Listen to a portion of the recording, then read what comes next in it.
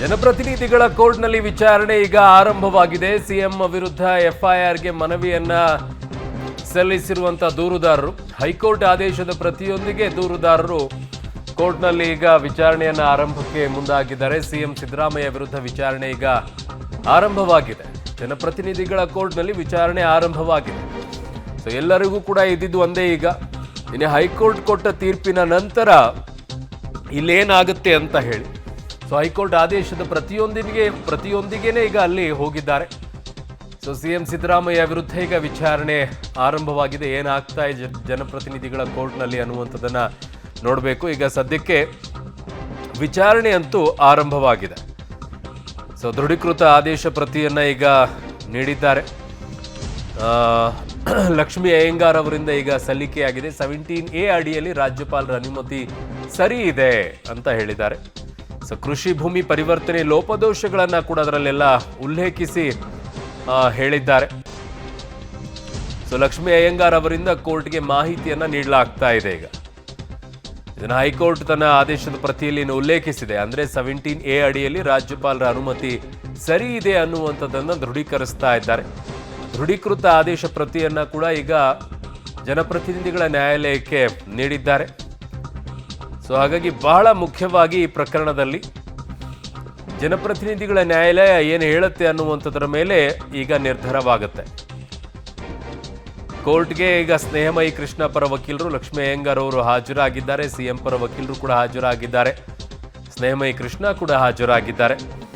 ಅಲ್ಲಿ ಈಗ ಹೈಕೋರ್ಟ್ ನೀಡಿದಂಥ ತೀರ್ಪಿನ ಆದೇಶದ ಪ್ರತಿ ಏನಿದೆ ಅದನ್ನು ಕೂಡ ಸಲ್ಲಿಕೆಯನ್ನ ಮಾಡಿದ್ದಾರೆ. ಅದರಲ್ಲಿರುವಂಥ ಮುಖ್ಯ ಅಂಶಗಳನ್ನು ಕೂಡ ಹೇಳ್ತಾ ಇದ್ದಾರೆ. 17A ಅಡಿಯಲ್ಲಿ ರಾಜ್ಯಪಾಲರ ಅನುಮತಿ ಸರಿ ಇದೆ ಅನ್ನುವಂಥದ್ದನ್ನ, ಕೃಷಿ ಭೂಮಿಯ ಲೋಪದೋಷಗಳ ಬಗ್ಗೆ ಹೈಕೋರ್ಟ್ ಆದೇಶದಲ್ಲಿ ಉಲ್ಲೇಖವಾಗಿರುವಂಥದ್ದನ್ನ ಅವರು ಮೆನ್ಷನ್ ಮಾಡಿ ಹೇಳ್ತಾ ಇದ್ದಾರೆ. ಹೈಕೋರ್ಟ್ ಆದೇಶ ಪರಿಗಣಿಸಬೇಕು ಅಂತ ದೂರುದಾರರ ಪರ ವಕೀಲರು ಮನವಿಯನ್ನ ಮಾಡಿಕೊಳ್ತಾ ಇದ್ದಾರೆ. ಕೃಷಿ ಭೂಮಿ ಪರಿವರ್ತನೆ ಬಗ್ಗೆಯೇ ತನಿಖೆ ಆಗಬೇಕು ಅಂತ ಹೈಕೋರ್ಟ್ ಗಣನೆಗೆ ತೆಗೆದುಕೊಂಡಿದೆ. ಕೃಷಿ ಭೂಮಿ ಪರಿವರ್ತನೆ ಹೇಗೆ ಅದನ್ನು ಅಕ್ವೈರ್ ಮಾಡಿಕೊಳ್ತಾರೆ, ಅದಾದ ನಂತರ ಮತ್ತೆ ಕೃಷಿ ಭೂಮಿಯನ್ನ ಹೇಗೆ ಮಾರಾಟ ಮಾಡ್ತಾರೆ, ಅಲ್ಲಿರುವಂಥದ್ದು ಅದೇ ಅಂಶ. ಮೂಡ ಅದನ್ನ ಕ್ಯಾಪ್ಚರ್ ಮಾಡಿಕೊಳ್ಳುತ್ತೆ ಕೃಷಿ ಭೂಮಿಯನ್ನ, ಅದೆಲ್ಲವೂ ಕೂಡ ತನ್ನ ಸ್ಪರ್ಧೆಗೆ ತಗೊಂಡ ನಂತರ ಮತ್ತೆ ಕೃಷಿ ಭೂಮಿ ಅಂತ ಅದನ್ನ ರಿಜಿಸ್ಟರ್ ಹೇಗೆ ಮಾಡಿಕೊಡುತ್ತೆ.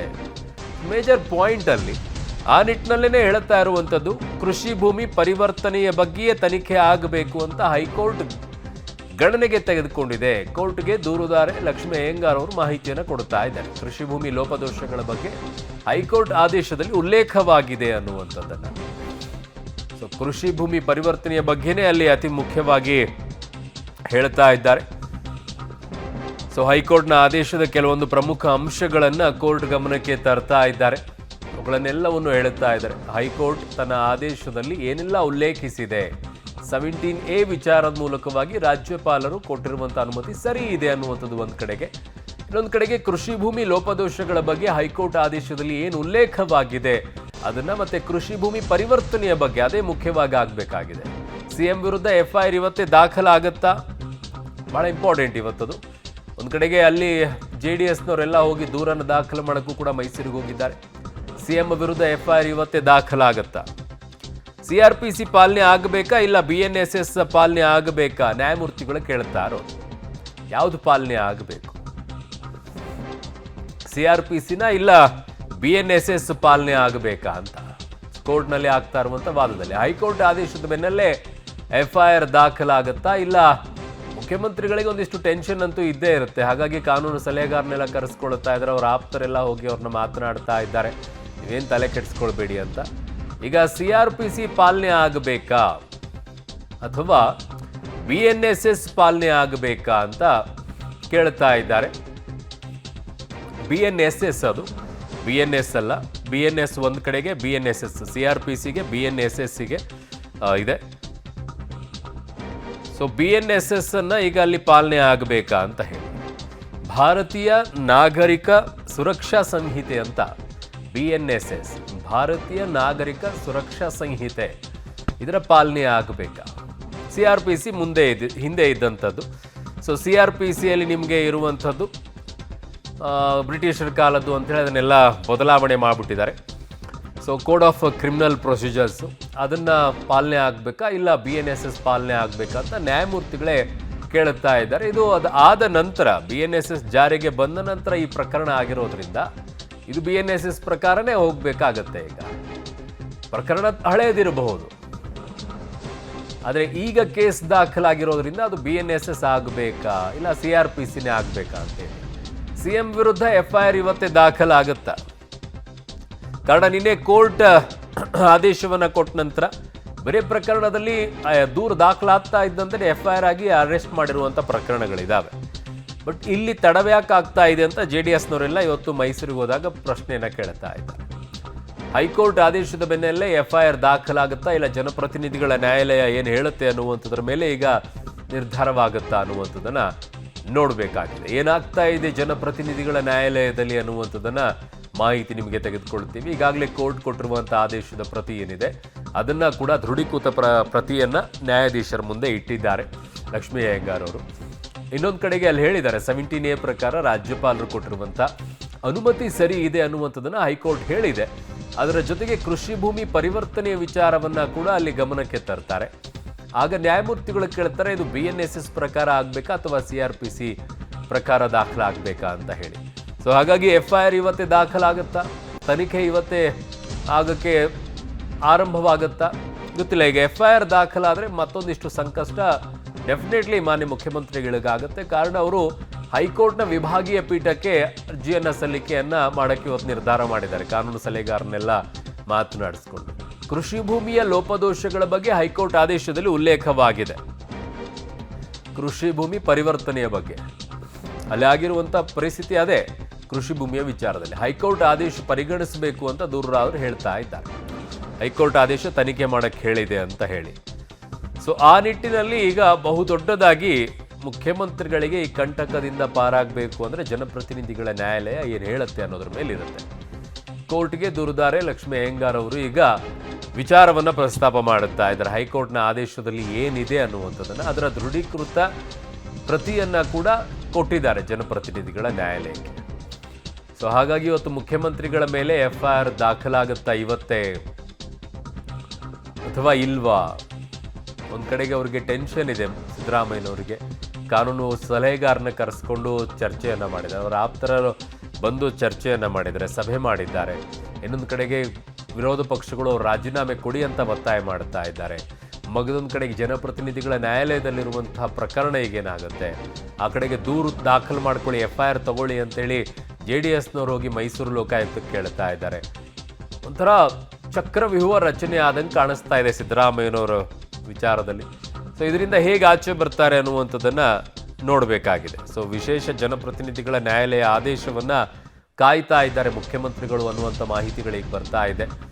ಸೊ ಅವರು ಏನಾಗುತ್ತೆ, ಜನಪ್ರತಿನಿಧಿಗಳ ನ್ಯಾಯಾಲಯ ಏನು ಆದೇಶವನ್ನು ಕೊಡುತ್ತೆ ಅನ್ನುವಂಥದ್ದು ಕಾಯ್ಕೊಂಡು ಕೂತಿದ್ದಾರೆ. ನಿಜವಾಗಿಯೂ ಕೂಡ ಇದು ಅತ್ಯಂತ ಮುಖ್ಯವಾಗಿದೆ ನಿನ್ನೆ ಕೊಟ್ಟ ನಂತರ.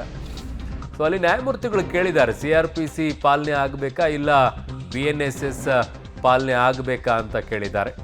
ಸೊ ಕೇಸ್ ಈಗ ದಾಖಲಾಗಿರೋದ್ರಿಂದ BNSS ಪ್ರಕಾರನೇ ಹೋಗುತ್ತೆ ಅಂತ ಕಾಣಿಸುತ್ತೆ, ಗೊತ್ತಿಲ್ಲ.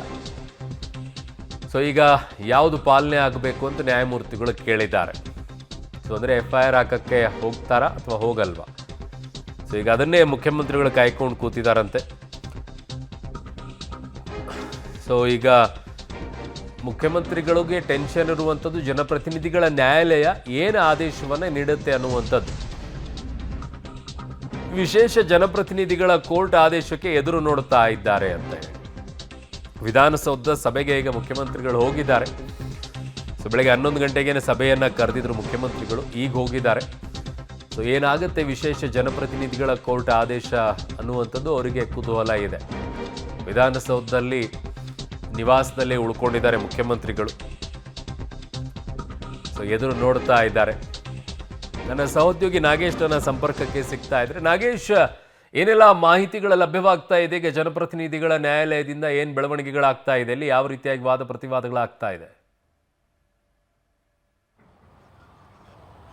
ಅರುಣ್, ಈಗಾಗಲೇ ನಿನ್ನೆ ಮೂಡ ಸೈಟ್ ಹಂಚಿಕೆ ಅಕ್ರಮ ಪ್ರಕರಣಕ್ಕೆ ಸಂಬಂಧಪಟ್ಟಂತೆ ತನಿಖೆ ಮಾಡಲಿಕ್ಕೆ ಹೈಕೋರ್ಟ್ ಗ್ರೀನ್ ಸಿಗ್ನಲ್ ಅನ್ನು ನೀಡಿತ್ತು. ಹಾಗಾಗಿ ಅದರ ಅಧಿಕೃತ ಮಾಹಿತಿಯನ್ನು ಇವತ್ತು ಸೆಷನ್ಸ್ ಕೋರ್ಟ್ಗೆ ವಕೀಲರಾದ ಲಕ್ಷ್ಮೀ ಅಯ್ಯಂಗಾರ್ ಅವರು ನೀಡಿರುವಂಥದ್ದು. ಬಹಳ ಪ್ರಮುಖವಾಗಿ ಹೈಕೋರ್ಟ್ ನೀಡಿರುವಂಥ ಆದೇಶದಲ್ಲಿ ಏನಿದೆ ಅನ್ನುವಂಥದ್ದನ್ನು ಸೆಷನ್ ಕೋರ್ಟ್ ಗಮನಕ್ಕೆ ತರುವ ಕೆಲಸವನ್ನು ವಕೀಲರು ಮಾಡಿರುವಂಥದ್ದು. ಅದರಲ್ಲಿ ಪ್ರಮುಖವಾಗಿ ಈಗಾಗಲೇ 17A ಅಡಿಯಲ್ಲಿ ಈ ಒಂದು ಆದೇಶವನ್ನು ಕೊಡಲಿಕ್ಕೆ, ಪ್ರಾಸಿಕ್ಯೂಷನ್ಗೆ ಅನುಮತಿ ಕೊಡಲಿಕ್ಕೆ ಅವಕಾಶ ಇದೆ ಅನ್ನುವಂಥದ್ದಕ್ಕೆ ಹೈಕೋರ್ಟ್ ಎತ್ತಿ ಹಿಡಿದಿದೆ. ಹಾಗಾಗಿ ಈ ಪ್ರಕರಣದಲ್ಲಿ ಕೃಷಿ ಭೂಮಿಯನ್ನು ಪರಿವರ್ತನೆ ಮಾಡಿಕೊಂಡಿರೋದನ್ನು ತನಿಖೆ ಮಾಡಲಿಕ್ಕೆ ಪರಿಗಣನೆ ತಗೋಬೇಕು ಅಂಥೇಳಿ ಈ ಆದೇಶದಲ್ಲಿ ಉಲ್ಲೇಖ ಮಾಡಿದ್ದಾರೆ ಅನ್ನುವಂಥದ್ದನ್ನು ಸೆಷನ್ ಕೋರ್ಟ್ ಗಮನಕ್ಕೆ ತರುವ ಕೆಲಸವನ್ನು ಲಕ್ಷ್ಮೀ ಅಯ್ಯಂಗಾರ್ ವಕೀಲರು ಮಾಡಿರುವಂಥದ್ದು. ಅರುಣ್, ಓಕೆ, ಮುಂದೆ ಈಗ ಏನು ಅಂತ, ಈಗ ವಾದ ಪ್ರತಿವಾದಗಳು ಆರಂಭವಾಗಿದೆಯಾ ಅಥವಾ ಅಲ್ಲಿಗೆ ನಿಂತ್ಕೊಂಡಿದೆಯಾ, ಏನಾದರೂ ನಡೀತಾ ಇದೆಯಾ ಕೋರ್ಟ್ನಲ್ಲಿ? ಅರುಣ್, ಭಾಳ ಪ್ರಮುಖವಾಗಿ ಇವತ್ತು ಸೆಷನ್ ಕೋರ್ಟಲ್ಲಿ ನಿನ್ನೆ ಹೈಕೋರ್ಟ್ನಲ್ಲಿ ಬಂದಿರುವಂಥ ಆದೇಶ ಏನಿದೆ, ಆ ಆದೇಶದಲ್ಲಿ ಇರುವಂಥ ಪ್ರಮುಖ ಅಂಶಗಳನ್ನು ಸೆಷನ್ಸ್ ಕೋರ್ಟ್ ಗಮನಕ್ಕೆ ತರುವಂಥ ಕೆಲಸವನ್ನು ಮಾಡಿರುವಂಥದ್ದು.